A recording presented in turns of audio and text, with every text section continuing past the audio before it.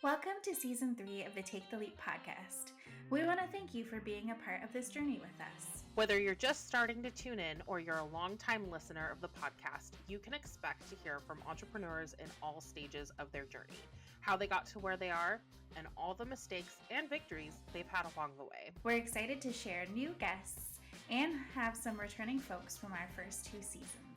Thank you for being here, and we hope you enjoy this episode. Hi there. Welcome back to the Take the Leap podcast. Hello, Ashlyn. How are you? I'm doing great, Tori. I love these chats where we just get to digest the conversation that we had earlier in the week. I mean, obviously it was a different week than when we're publishing it right now.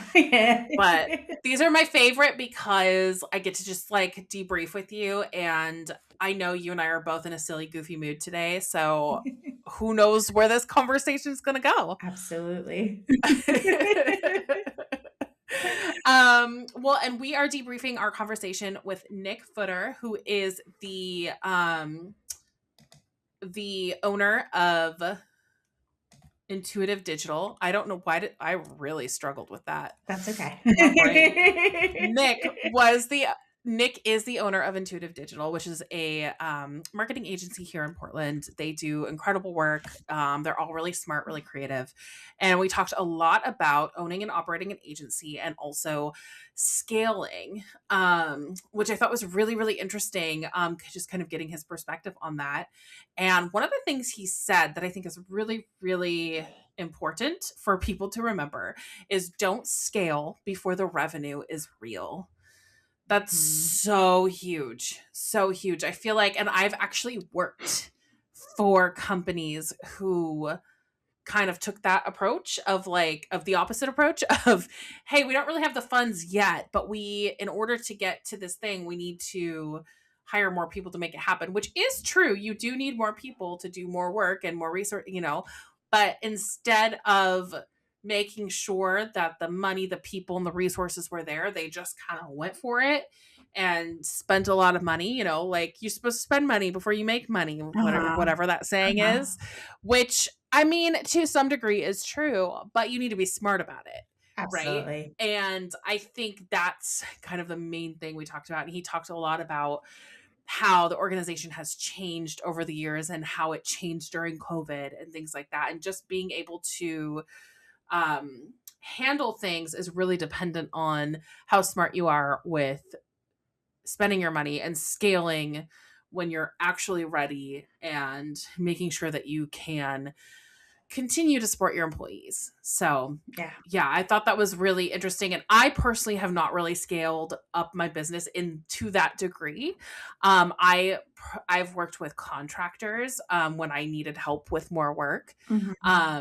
And I've been able to, I guess, in a way scale that way. Totally. But I am not at a marketing agency level. I do know, Ashlyn, you kind of went through that a little bit. So yeah, if you have any thoughts that you want to add. Oh, yes. I definitely scaled up, scaled down, scaled back, added people. I mean, I always say this, I think I figured it out.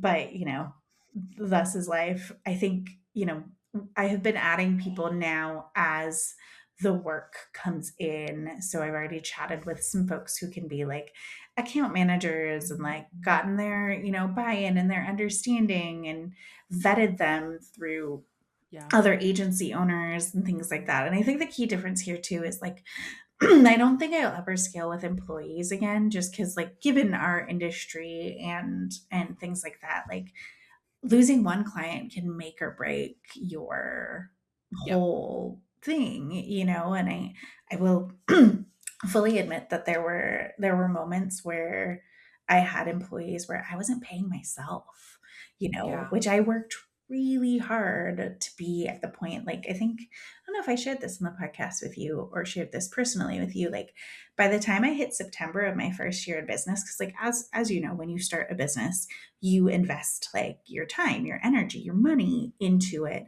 I had paid myself back my startup costs by September of that first year in business. So, and then I started paying myself like an actual, like, not just like, the what do they call it? The owner's distribution. I started paying myself like an actual salary by the time I went fully into it in March of like the following year. And so yeah, so it's I think it's really important to do that, and also like don't hire people until like you have contracts signed, you have money in hand, you know that you're Mhm. doing the work. I think that those are all really really important things Yeah. overall, as well. And it's especially with like working with folks who are contractors, it's totally okay to like have conversations, keep them updated, be like, hey, this is a proposal I put out with you in it. I know you and I have done that before where I'm like, hey, Yeah. by the way, are you still cool if I like use your photo in your bio and proposals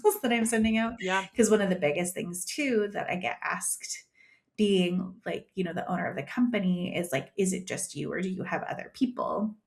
And so I always assure folks that like, yes, we do. We have people who are experts like in their specific function. Like I can still do it all if, for some reason like that person wasn't able to fill in. So you won't have any, disruption in your service. But, there are other people that if I There want to are go on people that you work vacation, with. Yeah. yeah, that I want to go on vacation or just like not be working all the time, there are folks who are available as well.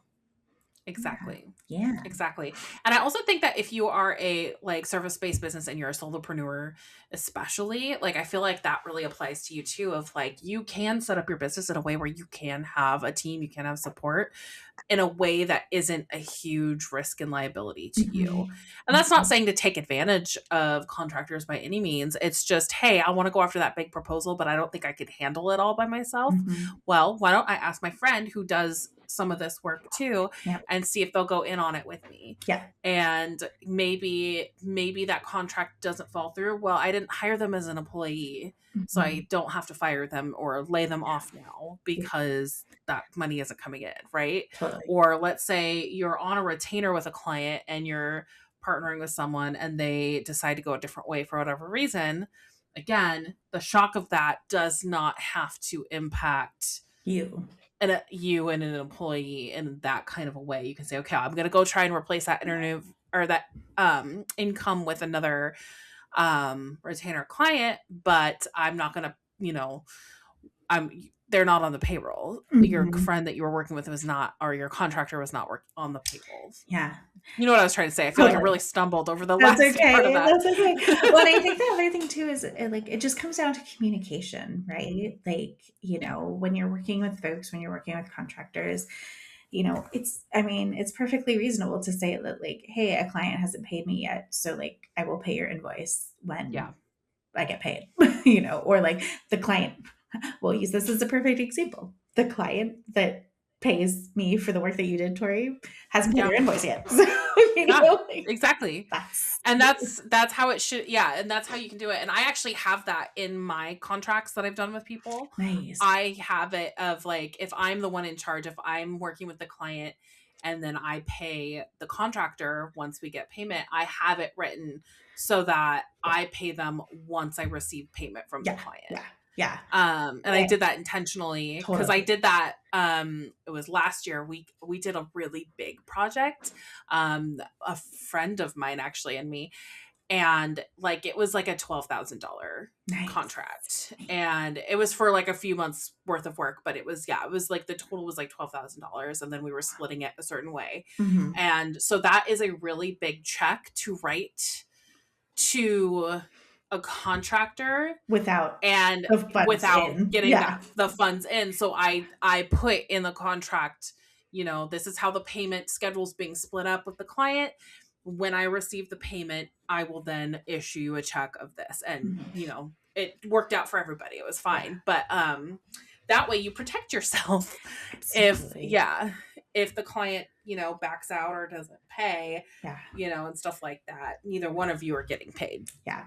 Also, that's a great reminder that even if you're doing stuff with friends Mhm. and people you trust, have We a should still do a contract. contract. You You and I have have a a contract. We have contract. a contract. We've had a We contract will where like, always, yeah, yeah, we've had yeah, it. Yeah. It's yeah. peace of mind. Like either one of us, Hmm. both of us are like, yeah, nothing wouldn't happen. But Judge Judy Hmm. wouldn't have a show. If that That's stuff didn't yeah, if that happen, stuff didn't And it's always when I don't have a contract or when I just go into something when the person and I just kind of like have a verbal agreement and then like it Mhm. gets bigger than it was supposed to be, then we don't have anything to point to. Not saying like we have an issue or we argue about it. It's Totally. just we don't have any sort of Source of truth of what we right. said. Yeah. Right. Yeah. Exactly. Yeah. So I think everybody goes in with the best intentions for Mhm. the most part, but like, yeah, Yeah. it's nice to have that written Yeah. down. Yeah, it's So not a trust issue. It's a no, reality issue. yeah. So, Well, and you're managing a lot of stuff. All of us are. yeah. So it's nice to again just have something to point to. Mhm. Absolutely. So yeah, that was really helpful. Piece of that conversation I really enjoyed. Mhm. But the other big thing we talked about throughout the whole episode was AI. AI Yeah. is a huge topic right now, and especially in marketing and marketing agencies. And so one perspective that he had that I actually thought was really interesting, and true, is AI isn't replacing marketing. It's Yeah. not replacing your marketing strategy. It's just changing it slightly. Mhm. So businesses now need to optimize their SEO for um, AI, Mhm. and they need to start focusing on that.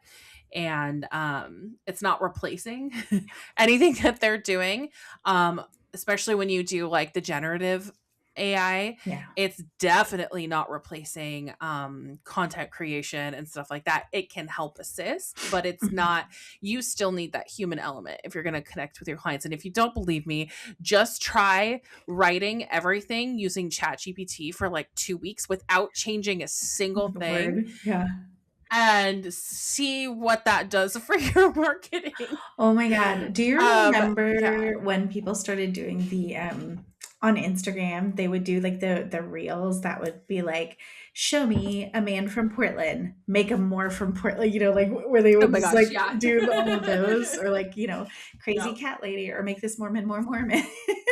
Like, and so, Yep. I just actually right before we hopped on, was on with a client, and they had given me kind of an image to put as their banner, their hero banner on their website, and they're like, "Yeah, we really want that color white," and I was like, "Oh yeah, I'll like preserve the image that was on the side of their graphic," but they had like stopped basically putting it through because it started like changing some of the words and changing some of the spacing. And so I was just like, I didn't know if you were going to want to use that image as is, or if we can just like save the part that shows the human, and then I can like actually Right. create the other side of things. But yeah, I was like, Yeah. and this is why AI will never replace marketers and graphic designers, because Because it's not human. it's not human. Yeah.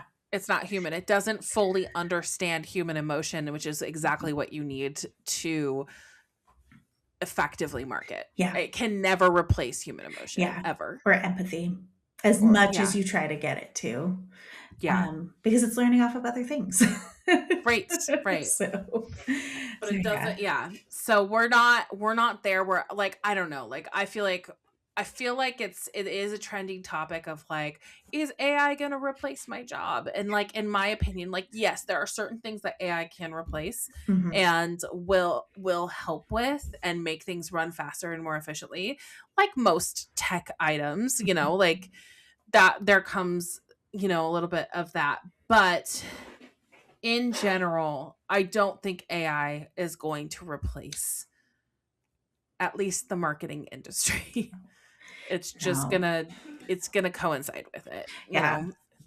I think what Mhm. folks really need to do is they need to be more, they need like a higher filter for figuring out what is and isn't Mhm. AI, because I think that's where the downfall of our country and or like our whole world is going to be, is when you believe something, Mhm. that is happening even though it isn't. Like especially with Right. the recent war stuff with Yeah. Iran. There's so much fake stuff that's going out right now. It's Yeah. scary, and people are falling for it. Yeah. So, It is really, really scary how much fake information is out there and being spread so quickly by the use of mhm. AI. Yeah. And yeah, just literacy in general, like media literacy in general, just being able to recognize those things, and then also being able to kind of like think and process for yourself Mhm. when you're digesting information. I just think is such an important skill to have, and that will always win over being able to do things quickly Yeah. with tools. Yeah. I think see, I'm not gonna quote this correctly, but my husband was saying that there was people had trained like an AI bot to basically like inflate bids on properties. Okay, like to get people to lower their house prices, Oh my gosh. basically. Yeah. Like basically underbidding and just messing a whole bunch of things Oh up. But like, I my mean, it's a gosh. tech tool. Like you could totally set an AI bot to be like, I would like you to enter this email address, on all of these different things. So yeah, it's it's wild what you can do now if you actually put your mind to it. Yeah. Slash their mind Mhm. to it. Yeah. And so I guess the lesson from that is automation can be helpful, but it's not always your friend. So Yes. blindly trusting AI or automations is not going to be helpful to you. You need to actually look at everything and draw some conclusions yourself and see what's Yes. working and what's really not. Yes. Because at Especially the auto bidding. Like, I mean, I still don't understand how Google gets, I don't know how they're letting Google get away with the auto bid thing yeah, I don't because know either. a corporation that the goal is to make money and it can Mhm. control its bid. It's like that just Yeah. there seems to be something flawed in that system. Yeah. There's a lot of things flawed in a lot of That is systems very right true. now. That is So very I'm like, true. yeah, just one more thing to add to the To the list, list. right? To be mad about. Absolutely. Yeah. But anyway, it was a great conversation with Nick. Nick is really, really smart, obviously knows what he's doing, Mhm. been doing this for a while. So if you want to check out his agency, the links will be in the show notes. And if you haven't listened to the conversation yet, go back and do that because yeah, it was a really good conversation. Yeah. It's fun to nerd out on marketing things with other Yeah. marketing Yeah, it people. is really fun. Especially when it's like and they're in like a slight like they focus on slightly different things than Yeah, you too. Like I feel like I learned a lot from that conversation too. totally, totally. That was really helpful. Yeah. So, well, moving on to our favorite section that honestly we really just do this for us. We don't really Oh, do yeah. this for anybody else. So, if Absolutely. you stick around and listen to these, good for you. Yes. I And hope we these are enjoyable to other yeah, people, but I think yeah, it's just really fun to just kind of go through and see like what we're happy about, what we want to work on as like reminders and accountability and absolutely. stuff like that. So with that, what is your win for the week? So, the same client who had the AI generated image, they are super happy with their website build and Yay. I will say pending launch, we had a meeting earlier with like a lot of like changes that they wanted. And I'm like, honeys, this is so easy. You want some colors changed? You want some graphic swaps? Like, golden. But it was really sweet because like I added a review, like a free review widget to her website. And she's just like, oh, they automatically populate into there. And I was like, yep, they do. It's free for right now. Like if you like the way this looks, it's fine. I was like, it starts to cost when, you want it to be like fancier. But she offered that she's just like, I'm going to go leave you a Google review even before this ends. And I was like, well, you can wait until it's done, but that was really That's sweet of sweet. them. And she like texted me really sweet stuff too. And I was just like, hey, can I, like I always ask them permission, like, hey, can I use this as a testimonial on my website and in my marketing? So that has been really fun to work with her. And I'm having breakfast tomorrow with her in like a business group that she's like already been sharing, like, this is the person who's doing my website. So That's yeah, I'm really awesome. excited about that. What is your win for the week, Tori? Yeah, well, it's more of a personal win, but I am really happy because I really wanted to prioritize a couple things this year, and one of them was my health, and the other was kind of just like getting my financial ducks in a Mhm. row. And one way that kind of kills two birds with one stone. I hate that saying. But one of those ways I've been Nice. doing that Yeah. is by like cooking most of our meals at home. Even though we've been really busy, like we've kind of both like taken on the responsibility of like splitting up like who plans the meals, who cooks Nice. them, stuff like that. And so anyway, I've gotten like a really good system down. Like Mhm. we're just a few months into the year, and I feel like I've gotten a really good system down for us. We are cooking most of our meals here, and we have like emergency backup meals so that like when we have a night where it's like, oh, it got so busy, we never defrosted the chicken, or we didn't start dinner early like we were supposed to, and now it's going to take an hour and a half, and we can't wait an hour and a half to eat. Um, I have options besides just caving and ordering takeout, which is what we were Nice. doing almost every day for a while there because it was getting so busy. And I'm like, we can't keep doing this. Yeah. This is Oh, not totally. sustainable. So it's been really good for that. It's been really good. Like I'm trying to stick to eating a certain way. And so it's been helpful for that. And it's been helpful on our budget. And we've been wasting less food. And I don't know, just overall, like that whole area of my life is feeling like it's going Nice. really well. And so I'm feeling really good about it. I love that. I was gonna say Yeah. my backup meal is chicken nuggets. Fair. They're healthy Fair. chicken nuggets, but, you know. Last week, our backup meal was fish sticks. So Nice. same Same vein. style, same style, but that is much cheaper than going and getting takeout, It and is better much for cheaper. Yes. probably a lot Yep. better for you too. Yeah. And if you just like, and if you have like a bag salad or two, like you Oh, can yeah. easily just like that's a whole balance meal Meal. right there. You got your chicken Absolutely. nuggets or your fish sticks, and you've got the vegetables. Like, yeah, you've got everything you need. So Nice. anyway, what about you? What's your win? My actually, we're on do betters, but my do better is kind of a win and a do better at the same time, which is That's what more, I meant. yeah, I knew what you meant. More adventure days. So we actually, we were out all day on Sunday. We went to Death Valley. We saw the super bloom, which is just a bunch of wildflowers, which I will say cool for desert, given that I lived in the Pacific Northwest, sort of underwhelming because, flowers Fair. and stuff like that. But you will see them eventually posted on my Instagram. But yeah, so we're making a point to go as much as possible. We're calling it every Sunday. We will go do an adventure or a hike. So we are going Nice. to go do another one this Sunday. So yeah, that was really nice as That's well. really awesome. That's really Yeah. awesome. What's your do better for this? To stand more throughout the day. So I've been working out. I've been doing all of my workout plans, and I've been feeling really good about that. But during the day, I'm still sitting a lot, which not necessarily for exercise, but like for just my body and Yeah. back pain and stuff like Yeah. that. It's like I need to be standing more throughout the day. And I have a standing desk. Like I can easily, I think I just get so focused. Yep. And yeah, so anyway, standing more throughout the day. Oh, maybe I will just message you and be like, "Did you stand today?" And maybe Stand.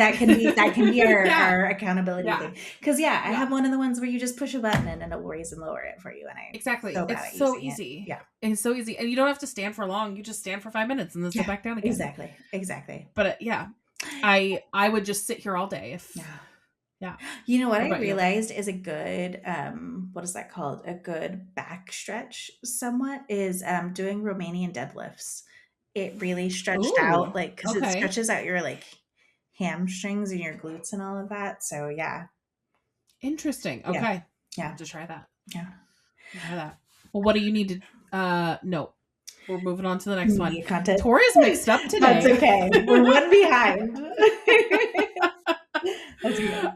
So what is your, let's round this out and end this with what is your media that you're obsessed with right now? We just watched a movie on Amazon last night that was called Afterlight. It's like five different short stories that are very Black Mirror-ish, but like they're like looking at a different technology. And the first one was really interesting. Basically, she had contacts in that were helping her like analyze like a date basically and like tell her all Oh, this nice. information, and then she went to the bathroom and she was like at the end of her free trial, and basically the contacts were like, send $10,000, and kept like messing with her.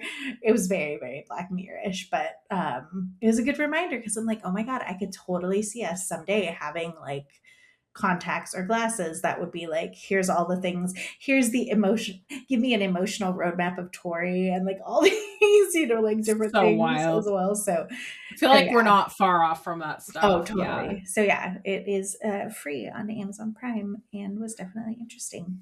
Uh, Okay. what about you, Tori? What is your media content for the week? Well, I'm a little bit behind on this, but I am rewatching all of Bridgerton with my husband, and I'm so happy and I'm so excited, and Yes. it's been really fun. So I haven't made it to the newest season yet, and I have seen spoilers because Oh yeah. people are rude. People are just so rude on the internet. Well, they just expect everybody to like watch it in the day that I it comes know. out. I'm I almost done with the can't new season, I and it was can't keep up. fantastic. And I yeah, can't keep up.